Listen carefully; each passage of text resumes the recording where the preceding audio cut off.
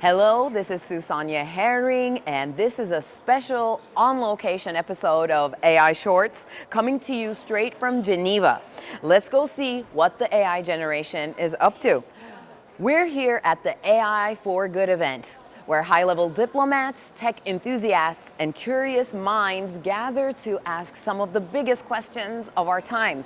How can AI serve everyone? Can we steer its future towards good? And what happens when you hand me a life-size robot? The AI for Good conference started with powerful words from the ITU Secretary General, Dorren Martin Bogdan. She said, "We are the AI generation." Not just cool words, a call to action. She emphasized that it's not up to some far-off future to figure things out. It's on us, right now, to make sure AI serves everyone and not just the privileged few. And AI's trajectory? Not set in stone. It's bendable if we work to bend it towards justice, inclusion, and fairness. Big goals, but the conversation's happening here. It says we're not just talking and we're building that future together.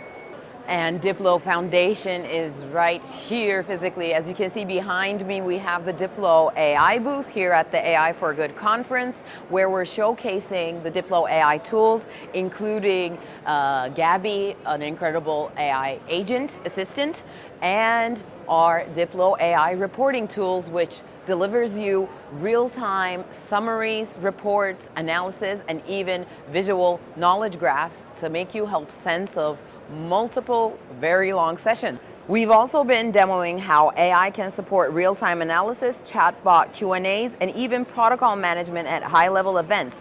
Basically, less paperwork and more peace talks. And now we're going to ask some of our DiploAI team members so they can tell us what have they've been up to. And what do you do at Diplo on AI? You're an AI developer. Yeah. I'm an AI developer. Here in Diplo, we are trying to build, let's say, a new approach to AI, a bottom-up AI. We think that smaller organizations and smaller teams can contribute in AI world by creating their own AI softwares and their own algorithms, so they can keep their internal knowledge for themselves and try to take an advantage in this new AI wave that is going around now. So we know that DiploAI is reporting from the WISIS, and a few weeks ago they were reporting from the IGF. Can you tell us about how this reporting is powered by AI?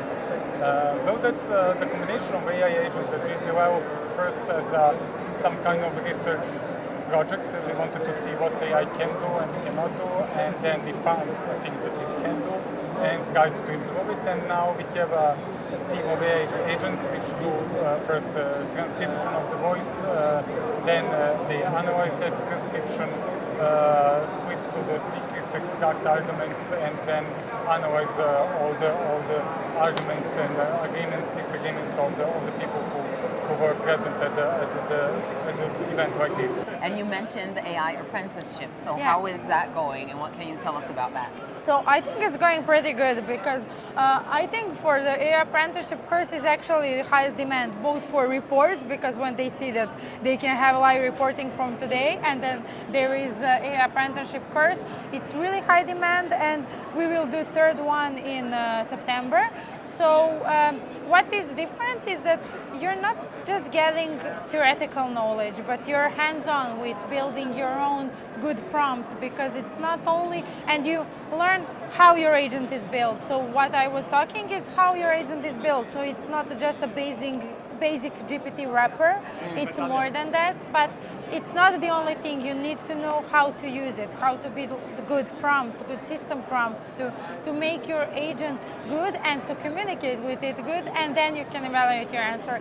So what is interesting for apprenticeship course is that you will get theoretical knowledge, but you will have practical hands-on of building agent from our system, which is built so it's reliable, and you to have good instructions for your agent.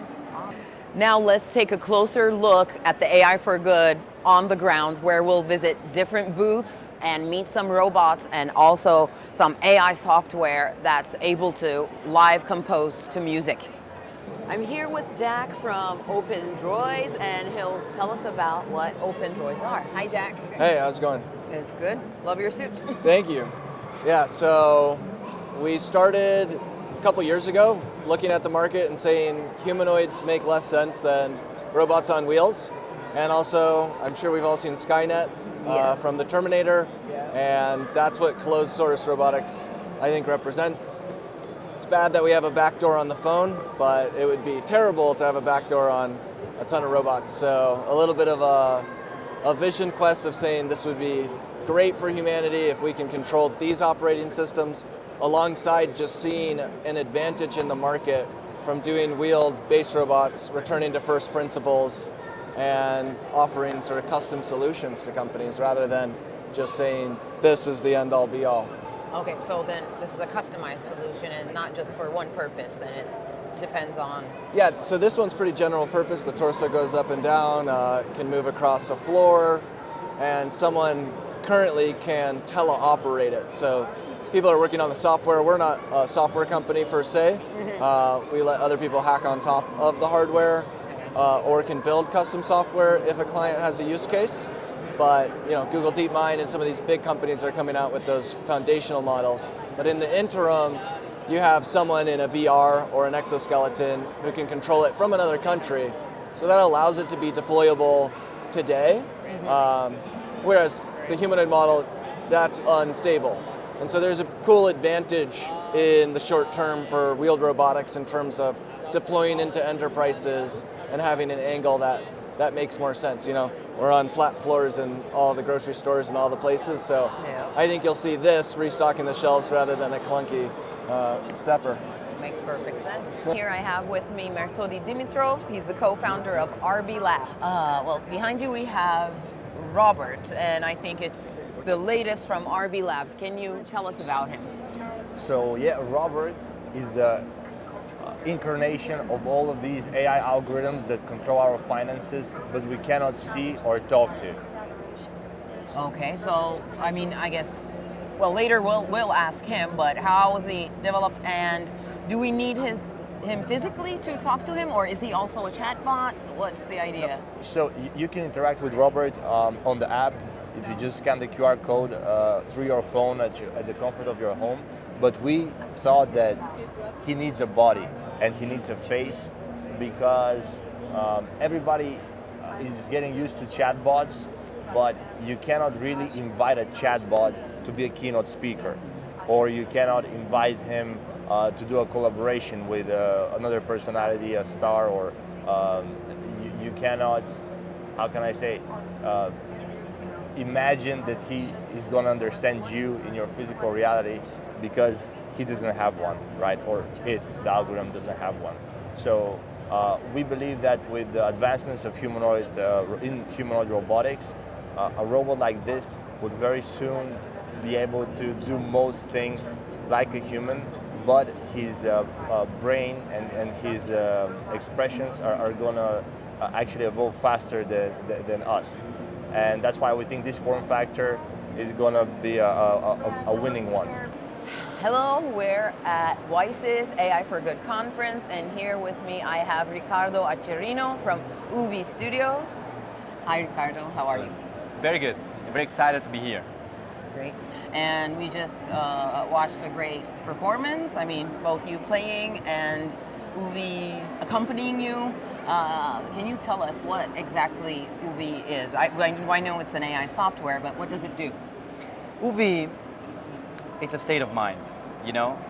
What we do, we create movies that change every time you watch them because they follow live music on real time and change with it, exactly as a live music concert change every time you go to listen to it. Also, they interact with the audience, enabling them to create their own movie live on the spot. So what we watched, was that entirely live? Because I'm guessing it would need very high computing power. Exactly.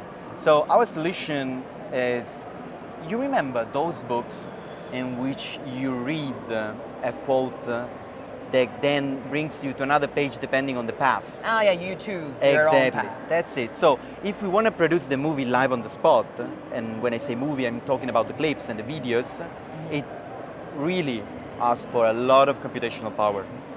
And the problem is that you don't even have the full control on the outcome, on the quality of the outcome and on what you can see then on stage. So what we create is a taxonomy database of pre-generated clips that fits to each other's. And then an AI paths listens to the music and go building the movie live on the spot and changing the narrative of it like in a tree every time. So we preserve the quality, we preserve the control and the uniqueness of every performance. Amazing. And how can a musician, while performing, try to direct it to do what it wants to do? Like if it's producing something that you're not going for, how would you control it? Absolutely. So there is two phases. The first one is the creative one. What we do is going to musician and ask, what do you see in the music you play? And what do you see when you play this music in a certain way or in another way? Then we take these visions, we put them together with the ones of some of the main AI artists in the world, which are in our team, and we make different clips that fits to the kind of interpretation the musician can give on the stage.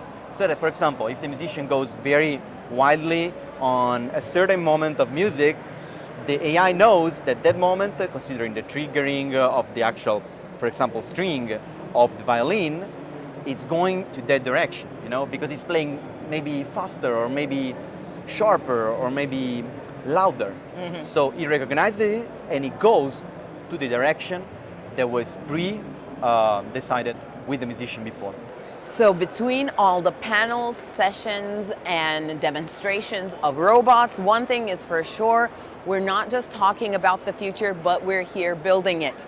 Geneva and the AI for Good conference definitely delivered. And if you enjoyed this episode of AI Shorts, don't forget to hit that like button, share, and subscribe to Diplo's YouTube channel. And until next time, stay informed, stay curious.